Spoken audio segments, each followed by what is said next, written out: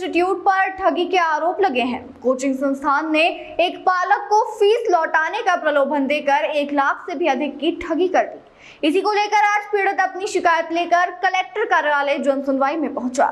पवन मंडलोई ने बताया कि उनके बेटे लकी मंडलोई का उन्होंने गीता भवन के तुलसी टावर में दूसरे फ्लोर पर स्थित आकाश कोचिंग इंस्टीट्यूट में 11वीं और नीट की तैयारी के लिए एडमिशन कराया था।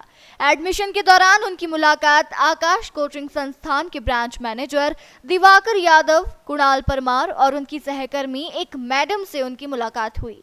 इस दौरान फीस को लेकर थोड़ा मोलभाव हुआ। उस वक्त पवन मंडलोई ने कहा कि अगर बच्चा आगे पढ़ाई नहीं कर पाया तो क्या होगा। इस पर दिवाकर, कुणाल और एक मैडम ने कहा कि वो फीस वापस कर देंगे। करीब 15 दिन लकी कोचिंग गया। वहां उसका पढ़ाई में मन नहीं लगा और हॉस्टल में खाना भी अच्छा नहीं मिलता था। इस कारण वो बीमार रहने लगा।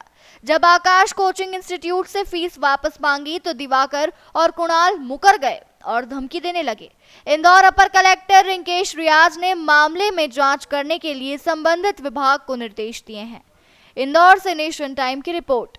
सर, मैंने आकाश कोचिंग में मेरे बच्चे का एडमिशन करवाया था। आकाश कोचिंग जो गीता भवन चौराहे पे तुलसी टावर में दूसरी मंजिल पे स्थित है, वहाँ पे मैंने नीट और 11th की तैयारी के लिए मैंने बच्चे का एडमिशन करवाया था। एडमिशन के दौरान वहाँ के ब्रांच मैनेजर दिवाकर यादव, एक साक्षी मैडम है और एक कुणाल परमार, ये 3 लोगों से मेरी मुलाकात हुई। पूरी फीस की बार्गेनिंग हुई। शुरू में 1,80,000 बताया मुझे, उसके बाद बार्गेनिंग करते करते 1,30,000 पाए।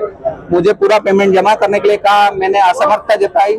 तब उन्होंने एक बजाज फाइनेंस के फाइनेंसर को लाके मेरे सामने खड़ा किया, मुझे सलाह दी कि इससे आप फाइनेंस करवा लो। मैंने मना करा। मैंने उनसे कहा कि अगर बच्चा नहीं पढ़ पाया या किसी प्रकार की परेशानी आई तो हमारे फीस का क्या होगा। तो उन्होंने मुझे पूरी तरह आश्वासन दिया कि आपकी फीस, अगर बच्चा आपका नहीं पढ़ पाता है, कोई समस्या आती है, तो हम आपकी फीस आपको वापस कर देंगे।